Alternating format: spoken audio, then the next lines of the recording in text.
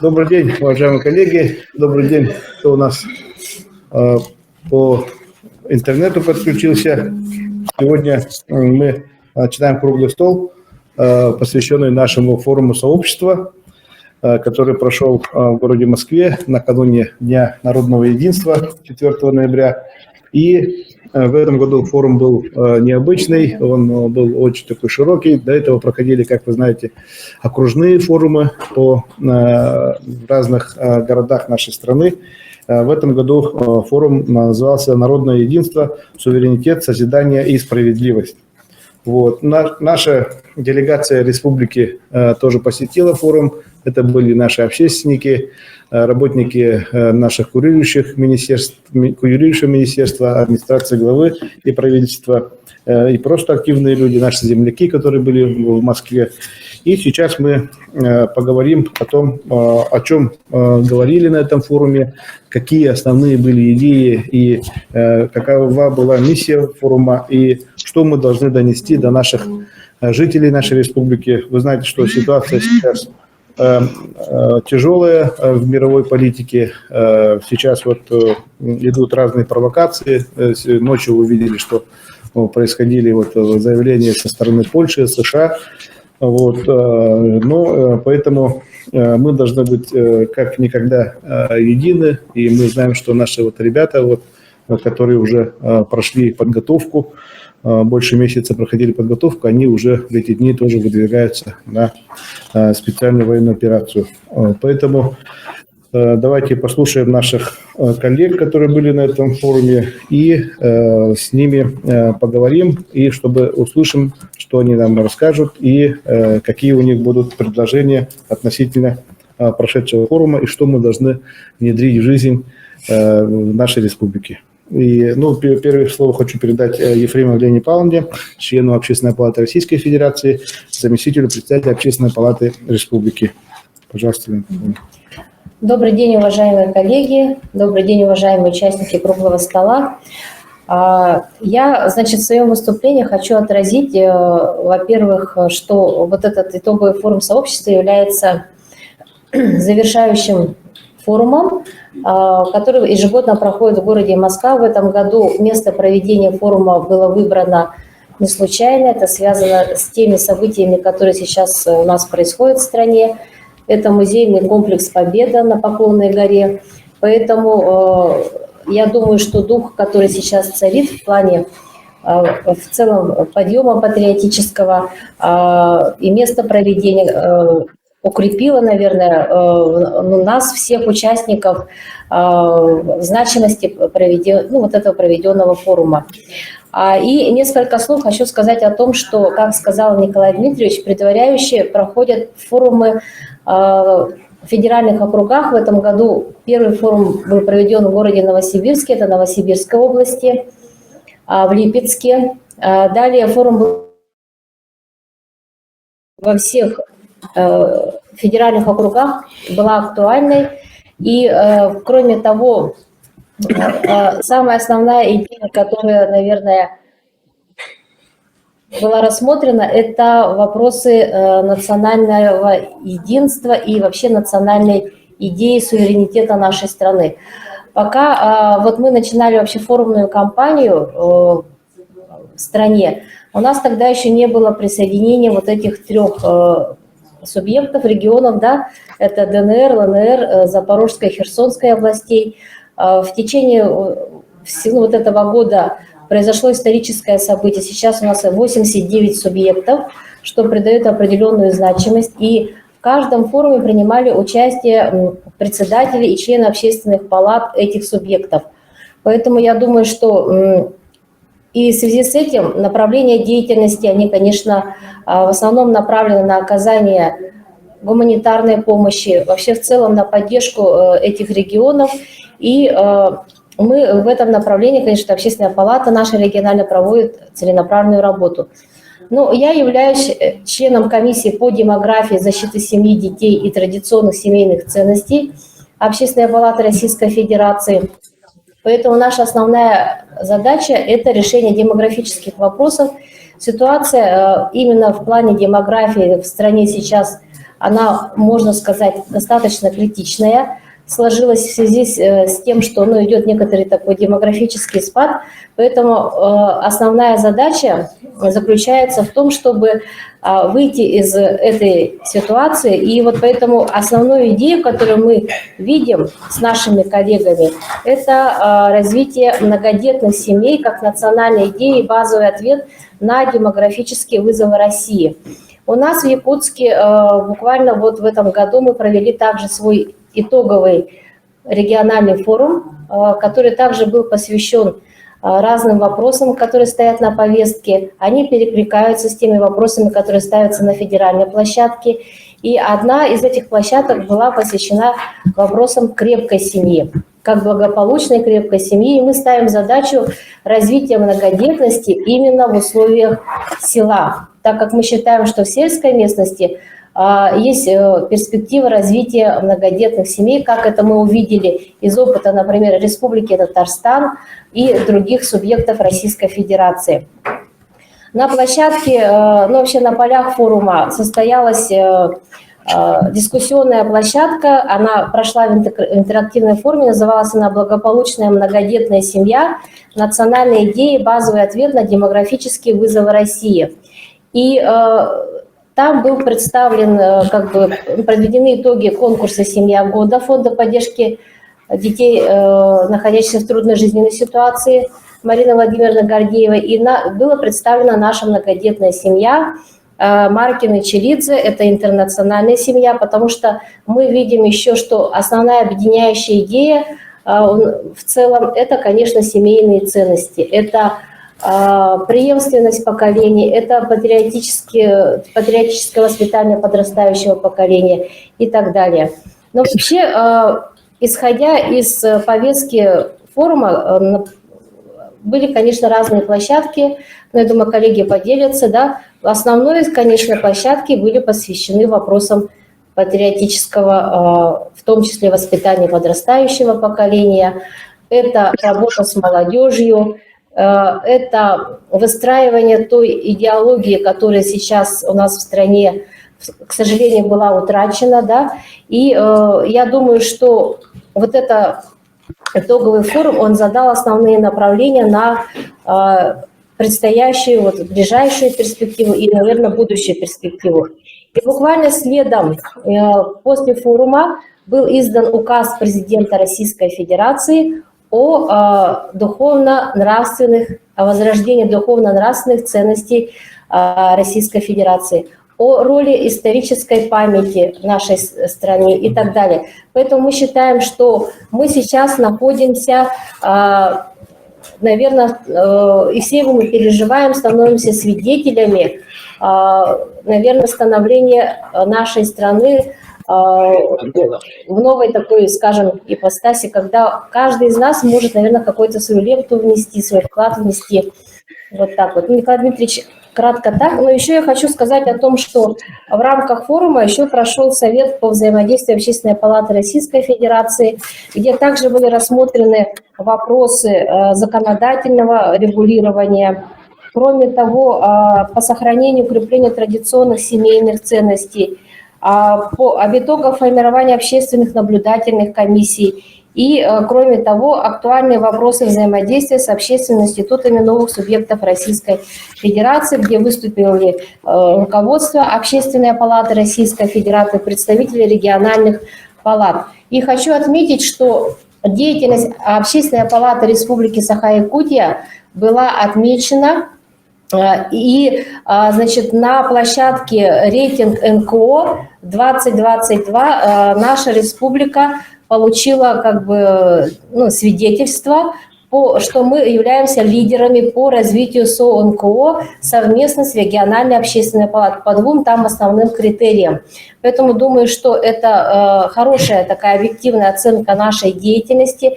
Это говорит о том, что вообще формирование гражданского общества у нас в Республике Саха-Якутия поступательно движется в правильном направлении, в диалоге с властью, со всеми общественными институтами, с представителями бизнеса.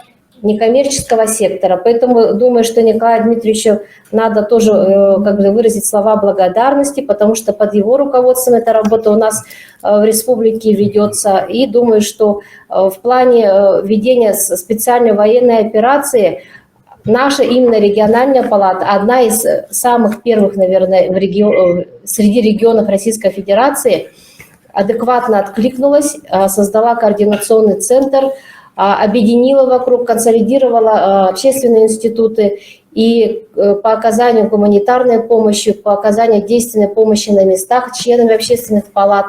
И, кроме того, мы выступили с инициативой, например, на итоговом форуме нашем гражданском о том, чтобы были предусмотрены меры социальной поддержки семей, именно вот тех военнослужащих, которые попали под частичную мобилизацию. Это и есть, наверное, пример открытого диалога нашего. И это принято уже, да. Да, и сейчас мы понимаем, что работа уже налажена, она ведется. Это самое главное, нам надо было вовремя вот как бы эту работу тоже провести среди населения. Вот, ну вот я думаю, что основное я проговорила, и если будут вопросы, готова на них позже ответить. Спасибо. Спасибо. Спасибо, Елена Павловна. Так, вопрос, наверное, мы перейдем к вопросам в конце, наверное, да? Да. Да, всех послушаем. Хочу слово передать заместителю министра по делам молодежи и массовым коммуникациям Республики, социальным коммуникациям Республики Саха-Якутия, тут написано массов, Андрею Александровичу Сосновскому. Пожалуйста, Андрей Алексеевич.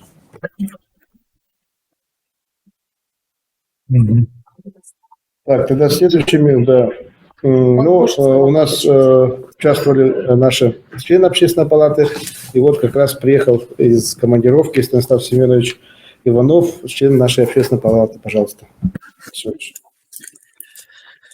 Добрый день всем, кто сегодня участвует в данном круглом столе.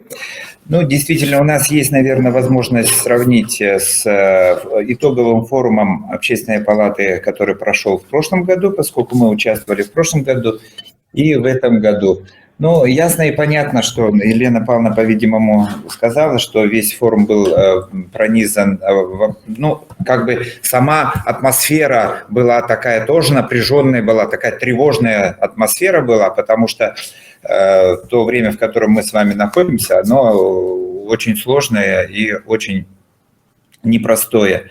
Вот, поэтому, конечно же, вопросов по патриотическому воспитанию, по связям с нашими вновь образованными или принятыми в состав России территориями, это были очень важные вопросы, но также, конечно же, очень важными вопросами все равно остаются демографии, семьи, поскольку это основа всего, наверное, да, и то, чем наше государство на сегодняшний момент, я думаю, что может и гордиться, и за что продолжает ратовать. Так ведь, да, коллеги? Вот, но непосредственно я по заданию Общественной палаты нашей республики выступил на, значит, на площадке, которая обсуждала вопросы развития НКО в ДНР, ЛНР, Запорожской и Херсонской областях, и где обсуждались лучшие практики.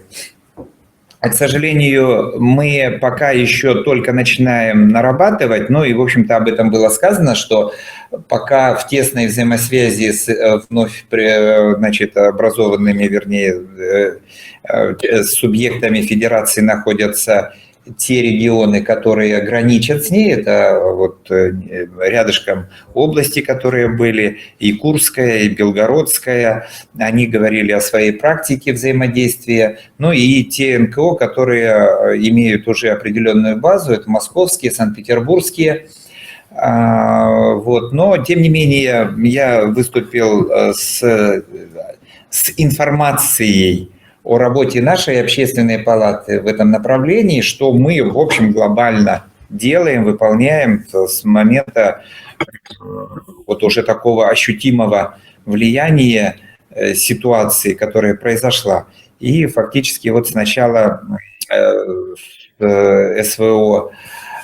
Ну и все это было очень с большим интересом воспринято, тем более присутствовали у нас там коллеги из ЛНР, ДНР, и они прямо поддержали, когда я сказал, что вот республика, которая курирует город, Кировская, да, они прям с таким воодушевлением это восприняли, потому что да, знаем, мы слышали, то есть это очень хорошо освещается в средствах информации, и они об этом знают, они знают, что мы, значит, привели в порядок клуб, 2 школы, больницу, и они очень были благодарны. Так было приятно вот сидеть вместе с ними. Мы проговаривали это, получили информацию от них, есть электронные адреса. Ну и вот мое предложение, которое было озвучено и принято руководством этой секции, то, что я сказал, что мы на сегодняшний момент не знаем, что вам надо. Мы не можем говорить, что придите, возьмите все, что от нас хотите. Да? Я говорю, мы должны были сделать, как там прямо на общественной, помните, да, там в фойе висит «хочу» и «могу». Вот я им тоже так же сказал. Вы, говорю, нам скажите, что вы хотите, да, и что мы можем, мы скажем. Может быть, совершенно самое просто элементарное что-то нужно для школ там, и еще что-то. То есть это для библиотек. Может, это элементарно, на просто человеческом контактном уровне мы сможем это сделать. Не обязательно в масштабах правительства правительству, там, предположим, да, или области. Вот, а просто на простом человеческом контакте. Помните, как это называлось, народная дипломатия? Да, вот возможно, что такое. Руководство этой секции приняло наше предложение, ну и я надеюсь, что мы получим какую-то ответную реакцию. Хотелось бы верить. Вот. Но мы все равно знаем, что там сейчас тоже очень-очень неспокойно, поэтому торопить события не будем, да, ждем. И вот я думаю, что наша общественная палата, потому что все это делалось и докладывал я от имени общественной палаты, что мы получим свой адрес. Станислав Владимирович, можно дополню? Вот вы сказали о том, что вы как бы выступили, предложение озвучили, а на самом деле на сайте Общественной палаты Российской Федерации конкретно написано, что вами озвучено предложение о создании сайта, на котором будет как карта вот этих помощи именно регионам ДНР, ЛНР, Запорожской, Херсонской областей, и непосредственно ваше предложение получило такую хорошую как бы оценку в этом плане. Не просто вот вы «хочу, могу» в этом плане. Там конкретно сказано, что Станислав Иванов, Республика Саха-Якутия, предложил создать сайт, на котором будет наноситься, ну, то есть конкретно, то есть она должна быть такой вот, прозрачно должно это все быть. Вот. Ну, сайт мы делаем. А нет, это они будут делать. Да, они будут делать. Ваше предложение. Ну, это наше предложение, да. Это ваше от региона, от вас. От нашего региона, да. Предложение от нашей общественной палаты. Спасибо. Хорошее предложение, потому что до того, как мы взяли город Кировское под шефство, до этого уже тоже с 2014 года народной дипломатией через наших депутатов Губарева, через Канина Александра Николаевича, помощь тоже шла, и помогали вот городу Амвросиевка, Амвросиевскому району, да, и там вот детская площадка тоже сделана, то есть если карта будет, то есть там будет не только Кировская. Да, там все будет видно. Там будет и Донецк будет виден, да, и Амвросиевка, и само Кировское. Спасибо. Так, дальше хочу слово передать председателю комиссии по развитию информационного сообщества, СМИ, массовым коммуникациям и имиджевой политике Общественной палаты Николаю Андреевичу Барамугину. Добрый день. Вот, коротко я хотел бы остановиться на некоторых моментах участия на итоговом форуме. Вот, приняли участие на круглом столе СМИ и гражданская консолидация, освещение специальной военной операции, борьба с фейками, поддержка профессионального сообщества.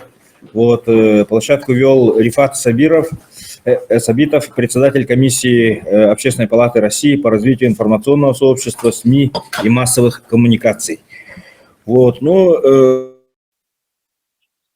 социальным сетям, по социальным медиам в России, да. Вот, и главное, нашим НКО надо принимать участие на фестивалях социальной рекламы и коммуникаций. В России проводится несколько фестивалей. Участие на фестивалях бесплатное. Вот, и можно туда отправлять свои ролики. Вот, и эти ролики будут размещаться в интернете и так далее. И будет дополнительная реклама, ну, деятельности наших НКО. Принял участие на дискуссии развития туризма в России. В основном в связи с нынешней ситуацией обсуждался вопрос внутреннего туризма, вот, привлечение туристов из российских регионов в свои регионы. Вот, и хотел отметить мастерскую медиашколы НКО, как подружить медиа и некоммерческие организации. Вот, там имеется возможность участвовать в работе открытые НКО и бесплатно размещаться в федеральных СМИ вот, о своей деятельности. Вот я в своем блоге разместил пост подробный с видео выступлений, с контактами и так далее. То есть наши общественные организации могут совершенно бесплатно публиковаться в федеральной прессе. Но там надо учитывать два момента. Первое, требуется подавать информацию заранее, не о случившемся событии, а заранее, до этого события, чтобы это было как анонс. Это, во-первых. Во-вторых, надо учитывать, что если ваша информация попадет на федеральные средства массовой информации, ваш объем работы может резко вырасти в десятки раз, и поэтому надо быть готовым, что могут быть организационные и так далее накладки. Вот в качестве примера вот приводился, помните, вот в Амурской области дедушка писал новогоднее поздравление, и вот наша республика тоже принимала участие, да, и это вот то, что наши социальные медиа публиковали информацию об этом дедушке, это тоже приводилось как положительный пример этого. Вот. И также мы с Ольгой Григорьевой приняли участие на пресс-конференции «Народный фермер». Вот. Олег Сирота, председатель ассоциации, выступил. Это новое объединение сельхозпроизводителей, фермеров, вот российская, и разница от Аккора в том, что там нет взносов, участие бесплатное, вот, и Сирота является председателем комиссии по сельскому хозяйству Общественной палаты России. Он говорит, чуть ли не еженедельно контактирует по вопросам сельского хозяйства с Министерством сельского хозяйства, то есть он может оказать реальное практическое содействие. Вот. Сыр у него стал хуже. Сыр у него стал хуже. Вот, и этот самый мы поставили вопрос по агростартапу, что у нас в республике финансирование агростартапа сокращается, на что он сказал, что в целом в России растет, и надо будет выяснить, почему именно вот в республике идет сокращение. Вот, ну, подытоживая, я хотел бы сказать, что действительно вот ситуация была достаточно напряженная. Я был на итоговом форуме 2 года назад, в 2019 году, 3 года назад, оказывается, 3 года назад. До ковида. Да, до ковидное время. Конечно, впечатление совершенно другое. Вот, и это то, что место проведения, вот, и время проведения, и формат проведения, он полностью соответствовал той ситуации, в которой находится наша страна. Спасибо. Спасибо. Вот. Спасибо. Ну, мы видим, Андрей Александрович появился, был на совещании, и слово предоставляется Андрею Александровичу Сосновскому, заместителю министра по делам молодежи и социальным коммуникациям. Добрый день, коллеги. Меня слышно, видно, да, я думаю? Да. Да, я не смог подойти, потому что вот только закончилось совещание. На самом деле, да, форум был нужный, форум был очень полезный. Мы также с коллегами принимали в нем участие. От себя отвечу тот момент, что, во-первых, нам очень отрадно, что впервые Республика Саха-Якутия была отмечена, что мы вошли в топ-3 по 2 показателям.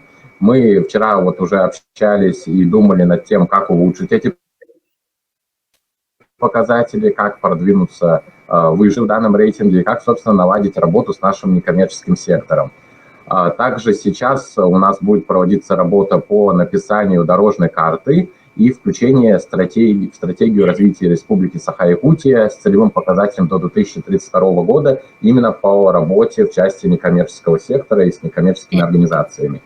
Что касается непосредственно самого форума, понравилась площадка медиашколы. Мы вот сейчас как раз у нас были совещания с грантополучателями по госпрограмме развития языков. Там также мы отметили и начали уже, скажем так, дружить некоммерческий сектор с средствами массовой информации, потому что освещения не хватает. Но освещения не хватает, тут в ответ есть другой запрос, который также есть, это в целом, наверное, запрос к СМИ, то, что многие методы и многие предложения некоммерческого сектора не могут быть услышаны ввиду того, что средства массовой информации многие работают по старинке. То есть те пресс-релизы, которые в массовом своем количестве делаются, они многие нечитабельны. То есть не хватает опросов, не хватает каких-то ответных реакций, чтобы СМИ также были максимально информативные и подвижные. И мы также хотим в дальнейшем продолжить эту работу, чтобы было именно взаимодействие, связка НКО, то есть некоммерческий сектор, органы госвласти и, собственно, как говорят, пятая власть или четвертая власть, средства массовой информации. Потому что почему мы говорим, что некоторые посты в запрещенных определенных соцсетях иногда цепляются и запоминаются лучше? Потому что бывают креативные подходы. Вот как раз запрос на креативные подходы, которые есть в некоммерческом секторе, он адресован в адрес СМИ. И я думаю, тут наши средства массовой информации должны их услышать и также получить какую-то обратную реакцию. И мы в министерстве будем также развивать это направление. Мы будем модернизировать сайт грантов главы, чтобы он также был максимально доступный, чтобы там были новости и больше повышать его охват. Потому что на самом деле, как уже было, наверное, сказано и как говорилось на форуме, мы должны стать во главу этого движения, мы должны стать именно руководителями этого движения, и мы должны вести эту работу по всем фронтам. То есть непосредственно оказывая помощь некоммерческому сектору через гранты, через средства массовой информации, поддержку, мы должны его развивать, и чтобы люди, простые граждане, они могли видеть, что они могут развить свои навыки там, по тем же языкам с помощью таких-то приложений, таких-то функций. Поэтому в данном случае эта работа будет проводиться. По второму моменту, что касается форума, то здесь важно отметить, что форум, конечно, был непростой, но он был очень нужен именно после ковида, потому что когда вот проходит очень много онлайн совещаний, общений, каких-то коммуникаций, связей, такие вот человеческий нетворкинг, если можно так сказать, они теряются. Поэтому вот это общение, оно нужно, оно необходимо. Поэтому я был очень рад, что мы приняли в нем участие, и что, я уверен, Республика Саха-Якутия будет и в дальнейшем активно участвовать в этом форуме и продвигать свои показатели. И также от лица министерства уверен, что мы в дальнейшем с вами построим успешную коммуникацию по этим всем вопросам и будем дальше двигаться к намеченным целям. У меня все. Спасибо. Спасибо. Спасибо, Андрей Александрович. Так, идем дальше. Слово предоставится члену Общественной палаты Вячеславу Владимировичу Летаеву. Добрый день, коллеги. Да, действительно, форум, который сегодня был в Москве, прошел действительно очень такой бурно, насыщенный. Я, естественно, не буду повторяться за коллегами. Действительно, было множество площадок интересных. Непосредственно вот я бы хотел задеть тему площадки. Это роль спорта и патриотического нравственного воспитания и национального единства. Да? То есть спорт – это действительно мир, это действительно то, что нас сегодня объединяет, действительно делает именно подход спорта как здоровый образ жизни, то есть здоровое тело, здоровый дух. Вот поэтому наша задача там вот на этой площадке действительно присутствовали уважаемые олимпийцы, там представители, как вот ведущая была Елена Истягина Елисеева, заместитель председателя комитета по физической культуре и здорового образа жизни, да, вот она непосредственно вела эту площадку, поэтому очень насыщенно. Самое главное, что мы пришли к тому, что спорт сегодня должен действительно присутствовать во всех учебных заведениях, как не просто как спортивно-оздоровительная, но и как политическая, нравственная подготовка ребят, чтобы они действительно понимали, что наша страна – это она едина, все вместе мы на самом деле одна семья, и вот в этом самом ключе должно устраиваться все наши спортивные мероприятия, то есть патриотическое воспитание, ну и тогда, да, ну и дальше там по контексту. Что еще могу сказать, что мы, естественно, вот отработали, с Еленой Павловной, там у нас была встреча с депутатом и представителем Общественной палаты ЛНР, и мы обговорили такой как раз по Кировскому, который было предложение, мы как раз вот обговорили такой вопрос, чтобы нам возглавить и помочь им в организации. Сейчас есть такая программа, федеральная программа «За самбо», помочь все-таки в организации там открытия именно секции самбо от нас. То есть мы как помогаем помощь, мы сделаем то, что они нам предоставят, там, допустим, тренера, а наша задача, естественно, как республики предоставить там ковер, допустим, там, ну и вручить там спортивное направление там именно сам. Почему самбо? Потому что эта программа действительно сегодня, она идет от партии «Единая Россия», программа «За самбо» это патриотическое воспитание, еще раз говорю, и так как самбо является наш российский вид спорта, действительно, который воспитывает не только спортивные результаты, но и как боевое направление, так сказать, во всех военных и подразделениях МВД, и там, ну и во всех структурах силовых, да. Поэтому мы считаем, что это направление будет очень правильно, если мы действительно это продвинем. И также мы переговорили с ДНР по программе, и да, по программе именно электронная книга, тоже учените, азбука, да? Электронная азбука, да? Азбука Донбасса. Донбасса Да. называется, это Александр Копан, председатель Общественной палаты ДТР. Он запустил этот проект у себя и в некоторых субъектах. Например, Карелия очень. Они заручились поддержкой непосредственно главы субъекта, и этот проект реализуют при поддержке. Да? Где-то они реализуют этот проект за счет грантовой поддержки. Поэтому предлагается Республике Саха-Якутия также включиться в реализацию азбука Донбасса. Это патриотический проект, где каждая буква обозначает патриотический смысл. Но это надо отдельно по этому проекту. Прям Да, там именно будет рассказано. Да? И действительно это такой значимый, я думаю, проект, если, но с учетом регионального компонента, то есть с учетом того, что вот Якутия, например, есть тоже свои какие-то определенные особенности, да, и вот в этой азбуке мы тоже должны с уклоном патриотическим уклоном отразить и как бы вот сделать такой продукт, так скажем, конечный, который будет объединять все народы нашей страны. Да, вот, кстати, очень хорошая там. Но инициатива исходит именно от Донецкого. Да, хорошая программа. Вот мы про это проговорили. Ну, а так в целом, конечно, очень интересно, очень насыщенно, очень, так сказать, полезно. Я еще раз говорю, наша задача как общественников, еще раз вот убеждаюсь в том, что все-таки наша задача составляется в том, что наша сделать так, чтобы мы все сегодня как никогда мобилизовали общество, потому что у нас сегодня множество людей, наше общество, не понимает, что происходит, не понимает, что происходит на самом деле, что мы делаем, как мы там ведем. Поэтому наша вот задача общественников сделать так, чтобы мы вели диалог, убеждали, разговаривали, поднимали. Если как мы все, как целая страна, действительно на этом форуме было об этом сказано, целостность понимаем и все объединимся, да, конечно, и победа будет, и правильность наших всех дел. Поэтому вот я еще раз говорю, что очень полезно общение, но тут диалог все надо, там, по спорту мы готовы еще, тут коллеги еще добавят по другим площадкам, так что вот как бы на этом. Спасибо, Вячеслав Владимирович. Слово предоставляется заместителю председателя комиссии по развитию экономики, промышленности, предпринимательства и корпоративной социальной ответственности Общественной палаты Республики Саха-Якутия Ольге Григорьевне Григорьевой. Всем добрый день еще раз. Мы вас не видим. Ой. Ага, сейчас видно, да? Ага. Всем добрый день еще раз.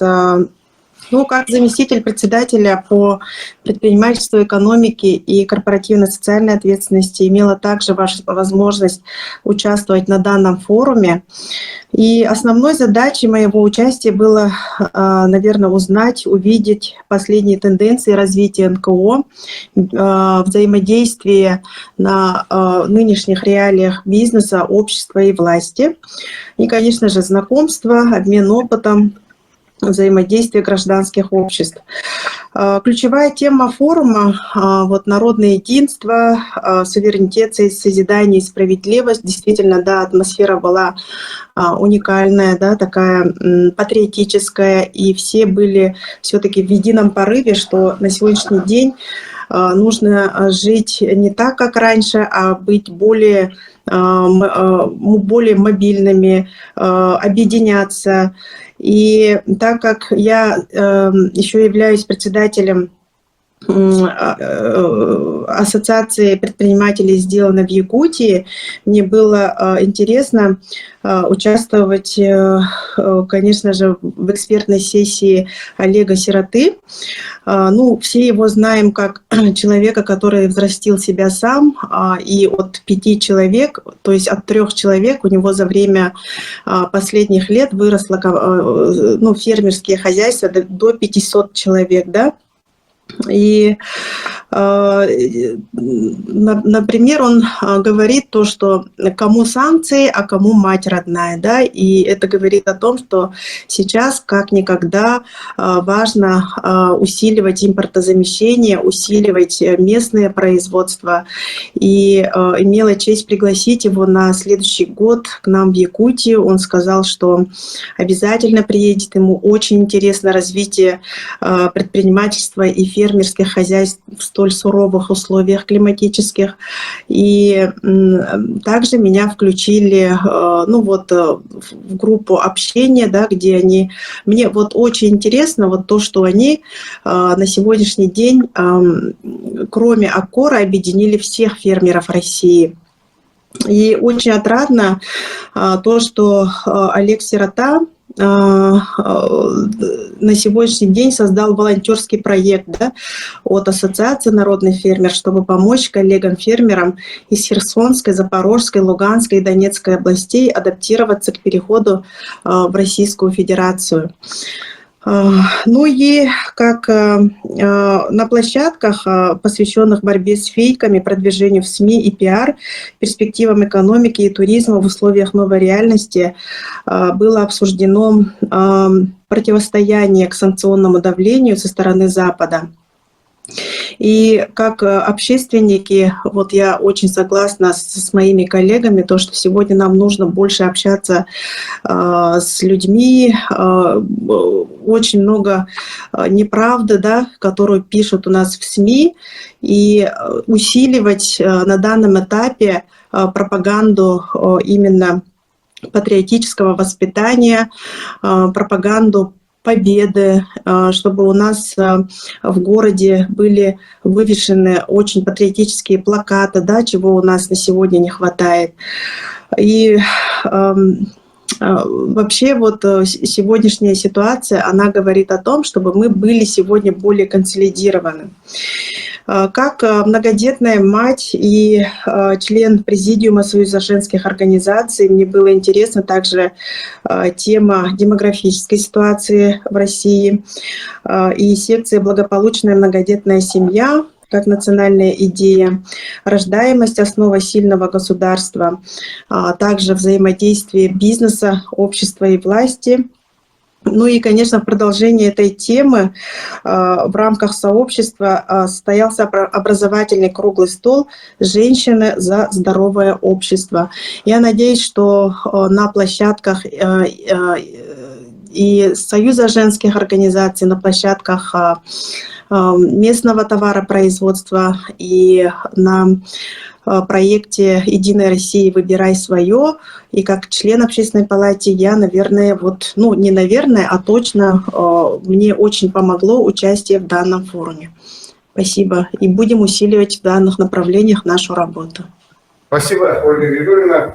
Слово члену Общественной палаты. Добрый день. Что рассказать? Все уже свои впечатления сказали бы. Для меня этот форум был открытием и вдохновением, так и много опыта. И что еще? Какие предложения там получили, какие идеи? Ну, идей очень много.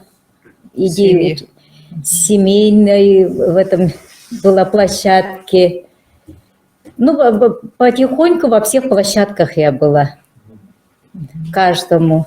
Но мне очень понравилось, и очень много этих, ну, как сказать, нет. Короче, все бары бир сананнан түмсүбүт мустубут болан, барта тахарыла, барта чөй багайы форум болла. Burada. Ona bihi etbeğe billibit, kördübüt, ihittibit. Da şöyleli biter etbeğ bilini, körüğünü ıldıbıt diye kösöp. Спасибо. Ага. Добрый день, уважаемые участники нашего круглого стола. От имени тоже Союза женских организаций республики и вот как работник аппарата приняли мы участие, да. И я хочу обратиться к нашим председателям общественных советов наших районов.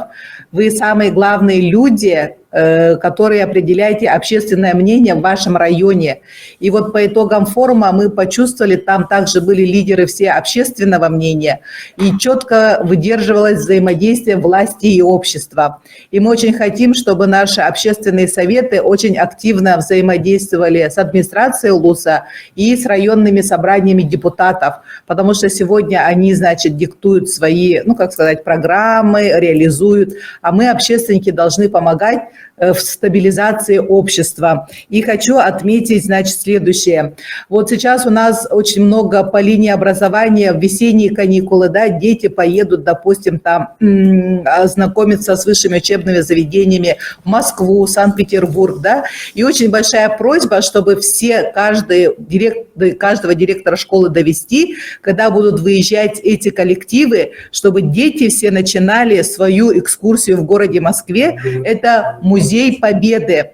Я прошу всех записать, потому что даже мы, взрослые люди, побывав, вот я впервые за последние годы в Музее Победы на Поклонной горе, это у нас метро какой? Парк культуры. Да, парк культуры метро.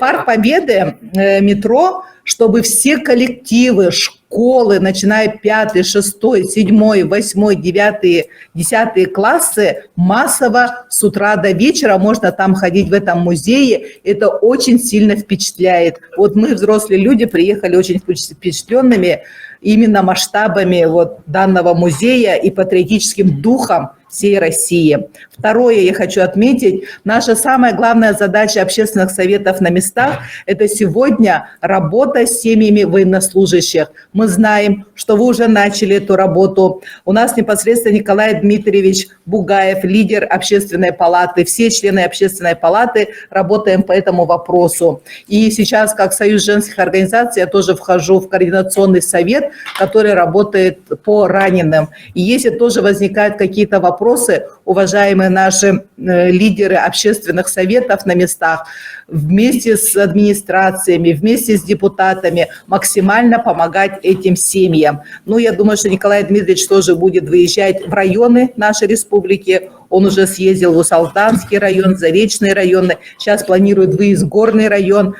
Так что эту работу нам надо усилить. И третье, на чем я хотела остановиться, тоже, пожалуйста, все запишите. 6 декабря у нас состоится большое семинар-совещание совместно с Министерством образования Республики Саха-Якутия и Общественной палатой Республики Саха-Якутия семинар на военно-патриотическое воспитание, куда мы приглашаем всех председателей общественных советов, приглашаем учителей истории, обществознания, руководителей военно-патриотических клубов, руководителей спортивных клубов и проведем здесь у нас в Общественной палате на Курашова 24 на 6 этаже примерно примерно 200 человек планируем. Близлежащие улусы обязательно все приезжайте, постараемся электронно. И будет очень содержательно насыщенная программа семинара. До обеда это будет теория, а после обеда это будет практика. И тоже под руководством Николая Дмитриевича и Министерства образования мы проведем этот семинар.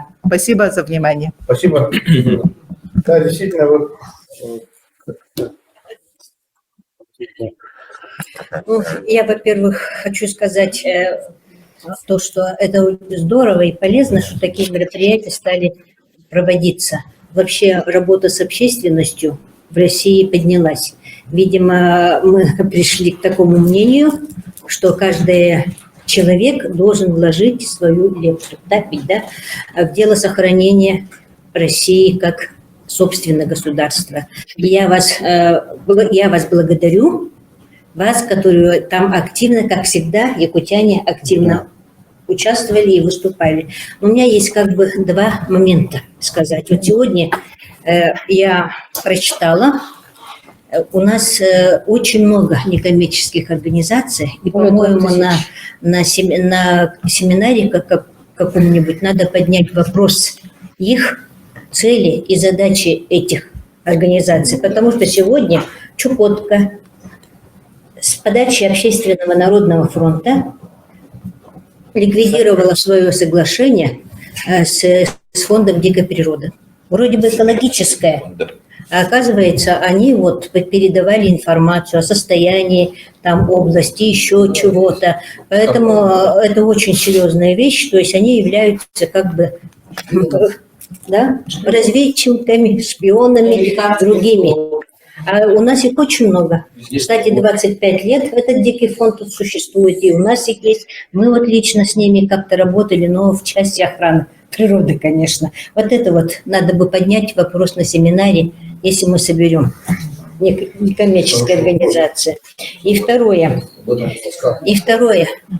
я вот, когда собирали руководители ассамблеи, руководители национальных общин, высказалась, конечно, но мне кажется, надо еще один момент учесть.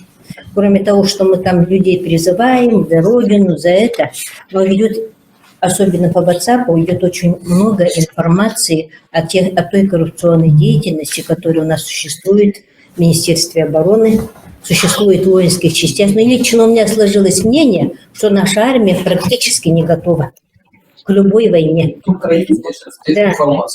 Да, может быть, да, что идет. И поэтому вот к этим людям, которые там украли 1,5 миллиона одежды для воина, или еще которые потратили, построили себе особняки за 600 миллионов, надо официально принимать меры и доводить до людей, какие меры приняли. Вот тогда будет результативность. Этот вопрос буквально обсуждался на этом форуме. Да? И сказали, да? Герой Советского Союза, который отвечал, вел площадку Балтийского, да, вот как раз вот этот вопрос озвучил, что все будет сказано, все будет озвучено, все. То есть мы сегодня просто не хотим это официально говорить. То есть не об этом. Как раз и надо говорить, чтобы успокаивать людей. Следствие идет 100%. Все виновные, все причастные будут наказаны. Это вот дословно на сцене об этом сказал. Но это то, что касается ОСВ, да? Но ведь у нас же это в каждой сфере идет. У нас и в республике то же самое происходит. Понимаете, а людям не доводят. И поэтому происходит такое вот негативное. Я извиняюсь, но там было сказано в другом, что излишняя информация, она тоже приводит совсем другим. То есть все переворачивается наоборот. Допустим, да, во время. Берем стамбульскую ситуацию сегодняшнюю, да, взрыв, гибель, там, зачем? Переворачивают и делают совершенно по-другому выкладывают. То есть, вы понимаете, искажение фактов приводит совершенно к другому мнению. То есть, вы понимаете, извиняюсь, информационное поле сегодня, к сожалению, пользуется врагами нашими против нас. Вот стало быть, найти надо методы, чтобы ограничивать информацию. Почему ограничивать? Надо сражаться, не сидеть, это вообще не отдавать это поле битвы.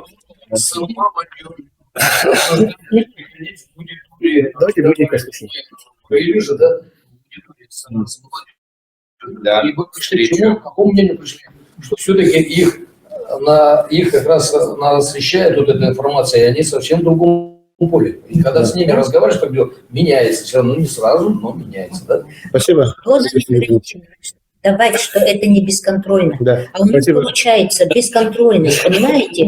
И ответственности нет. Спасибо. Давайте послушаем наших коллег, которые у нас в онлайне. У кого есть вопросы, предложения с районов, да, может быть, есть у кого-то вопросы, предложения. Да. Василий Владимирович, представитель Казахского района. Вот выступавший передо мной вот правильно выступил, потому что слишком много информации недостоверных. Мы никак не сможем там все закрыть. И поэтому вот у нас такое мнение, вот я сам заместитель председателя общественного совета УСА, у нас такое мнение, все должно начинаться с местного самоуправления. Только по месту жительства можно сказать, кто, какой человек, какая семья. Вот говорят, очень хорошая семья, семейные ценности. Семья может быть очень хорошей. Но это вопрос патриотизма. Можно даже подумать. Есть такие семьи, которые у нас тоже хотят не хотят отправить своих сыновей, там, родных. Есть же такие. Вот. Да. И второй вопрос. Вот этот Вячеслав Владимирович тоже правильно сказал, вот все, очень хорошо это упор на спорт, но не все спортсмены это патриоты же. И вот поэтому самое начало должно быть идти с местного самоуправления, с кварталов, с населенных, с районов, если вот именно с ТОСов надо заниматься, и с УЛУСов. И когда у нас будет крепкая семья, крепкий наследник, крепкий район, крепкий регион, вот тогда и вот к этому надо делать. Я думаю. Предложение просто хочу сразу. Как бы логическое. Можно, да, подвинуть? В начале своего выступления я говорила о том, что вот 9 ноября вышел указ президента Российской Федерации об утверждении основ государственной политики по сохранению и укреплению традиционных российских духовно-нравственных ценностей. Я думаю, что с этого документа нам надо, наверное, сейчас начать это обсуждение. На площадке Общественной палаты нашей региональной, на органах местного самоуправления, потому что это очень важно. И вот Общественная палата Российской Федерации сейчас проводится работа, но конкретно вот нашей профильной комиссии по укреплению традиционных семейных ценностей. Вот в Еврейской автономной области прошел первый межконфессиональный семейный форум, где было подписано соглашение по укреплению семейных традиций и ценностей. И вот с таким же предложением сейчас, значит, Общественная палата Российской Федерации вышла на нашу региональную палату, Николай Дмитриевич, да, на наше профильное Министерство труда и социального развития, на наши народности, да, чтобы вот эту работу мы тоже у себя укрепляли как бы и закрепили этим соглашением. Поэтому я вот сейчас официально это хочу проговорить, и мы уже предваряюще в рабочем порядке, я, по крайней мере, с Министерством труда и социального развития уже переговорила, и надеемся, что у нас Общественная палата Республики Саха-Якутия также как бы подключится к этой работе. Угу. Спасибо. Да. Спасибо. У кого еще есть вопросы, предложения? Тогда хочу сказать, хочу обратиться и к нашим... Да. Здравствуйте, Олег Желунин, СМИ «Точки взаимодействия», парк «Моя история». У меня один вопрос только вот, послушаем ли вас, да? Сейчас какие планы работы у Общественной палаты? Появится, может, дневник Общественной палаты, может быть, появится какое-то мнение, например...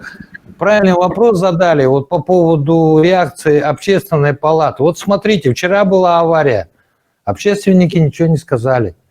Надо же все эти вещи действительно помогать людям, объяснять, что Общественная палата может и здесь свое мнение высказывать. И, естественно, указывать на такие стратегические вещи. И это касается практически всех сфер нашей жизни. Потому что людям нужна сейчас именно конкретика и помощь Общественной палаты именно, может быть, даже в частных делах. О простых, понятных. Например, меня вопрос здорово интересует, это уже, наверное, как журналиста, меня интересует вот ЖКХ. Вы знаете о том, что мы платим в 3 видах ЖКХ у нас, и никто не разбирался, в каком же лучше платить? Населению Республики Саха-Якутия. Представляете? Никто вот в этом не разбирался. У Энергосэнерго свое, это свое. Я зачем так сужаю? Я просто предлагаю, может быть, Общественной палате создать свою телепередачу. Наверное, такая возможность есть. Свой какой-то рупор, который бы мог осуществлять деятельность и показывать деятельность Общественной палаты, при этом даже, может быть, там в узких направленных вещах, от НКО до предпринимательства. Вот такое предложение. Вот, очень хорошее предложение. Но тут вот я хотел бы всем участникам совещания сказать, что у Общественной палаты Республики Саха-Якутия активно работает свой сайт, практически ежедневно, и иногда в день по нескольку раз публикуется информация на нашем сайте.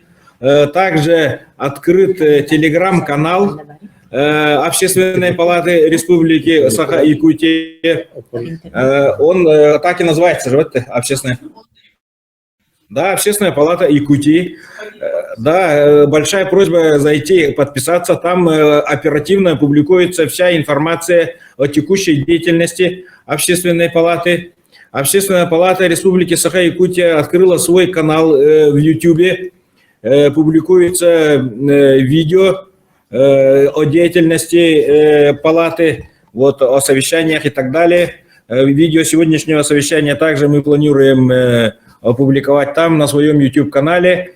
То есть информационная работа ведется. Вот. Но я согласен с Олегом, что пока не раскручено, не так много посетителей. Вот поэтому, вот, пользуясь случаем, я призываю всех подписаться вот на телеграм-канал.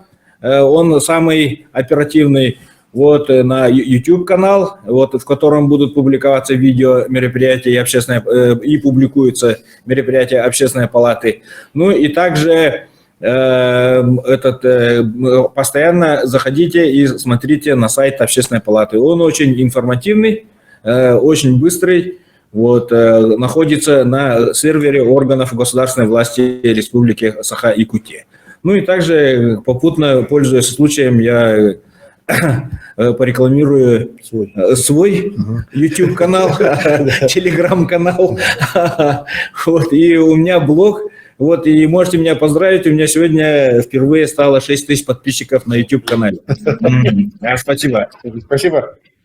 Вот. Ну, что касается ЖКХ, да, вот этот вопрос мы обязательно возьмем на контроль, потому что вот я считаю, у нас 2 вопиющих случая. Первое, в августе, 20 августа был полный блэкаут центральной и западной Якутии. Ага, вот об этом правительство ничего нам не сказало, хотя состоялось заседание в правительстве, мы знаем, что на уровне зампреда рассматривали, но итогов, из-за чего была авария, какие причины, как починили, какие работы делаются, нам никто не сказал. И нас спасло, что это было в августе. Если будет вот сейчас или, например, при минус 50, это будет очень серьезно. Тем более где-то там в Амурской области авария, из-за этого обестачивается вся Якутия. Это очень опасно. И второе, то, что вот с опор упали вот 350 метров труб с горячей водой, теплотрассы, это тоже вот при минус 40 действительно очень опасный, вопиющий такой, скажем так, звонок для общественности. Кстати, я вас поздравляю, нас 8 миллиардов вчера стало. Людей. Нет, да, на планете. Вот. И Эдуарда Литавина и всех спортсменов республики поздравляем с Днем самбо. Каждый день какой-то праздник. Тоже поддерживаю предложение Олега Жилнина, журналиста.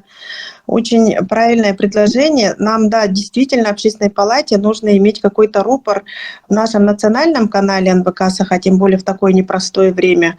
И насколько я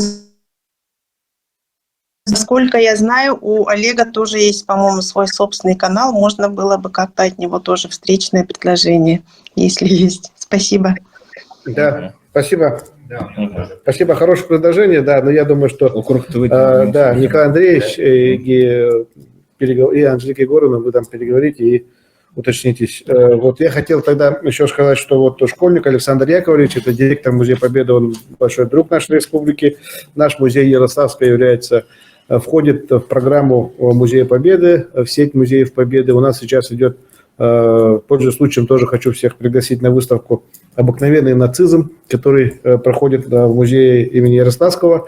Вот. И также в «Россия. Моя история» сейчас проходит, тоже открылась новая выставка, которая показывает глубинную историю вот, конфликта на Украине. Вот. И вчера буквально прошло совещание по созданию электронной площадки. Хочу всем районам сказать, что создана сейчас электронная площадка, куда направляются все вот те заявки, которые приходят к нам из специальной зоны специальной военной операции. Сейчас это более 400 заявок. Они все будут аккумулироваться на этой электронной площадке, и оперштаб будет принимать решения по этим заявкам. Не по всем, конечно, а будет там выбирать.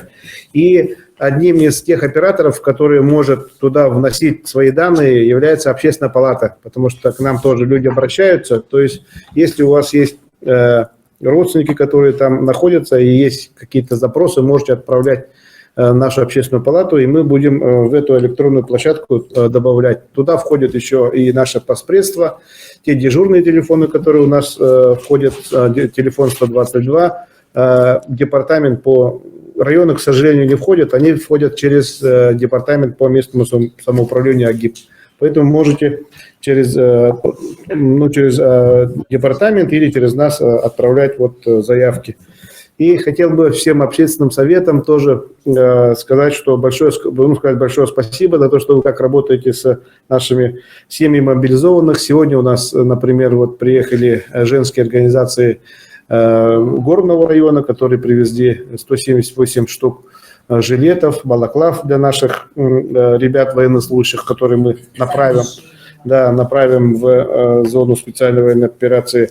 Сейчас вы знаете, что, наверняка все знаете, созданы в подразделения, где примерно 80-90% якутян, и они уже после того, как прошли больше месяца прошли подготовку, они выезжают в сторону специальной военной операции. Поэтому сейчас вот могут быть и, скорее всего, вот вы знаете, что у нас было под Павловкой, там в ходе вот решительного наступления были потери среди 155-й бригады, там, к сожалению, есть и потери наших ребят, и поэтому надо вот сейчас, пока есть, скажем так, время, все на местах уже знать все семьи, помогать этим семьям для того, чтобы нашим воинам было спокойнее на душе. Когда дома порядок, то и воюется, как говорится, легче. Поэтому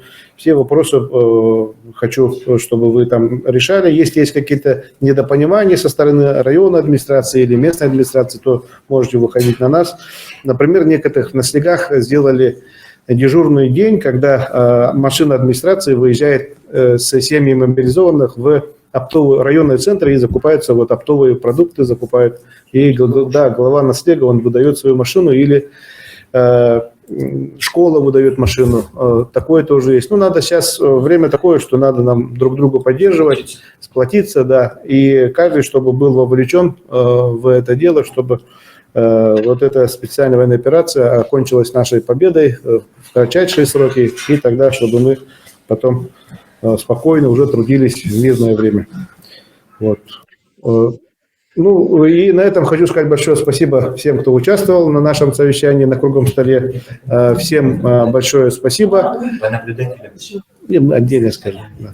Спасибо. И увидимся со всеми, с кем-то, может, онлайн, а с горными мы скоро встретимся. До свидания. До свидания. Спасибо. До свидания. Что?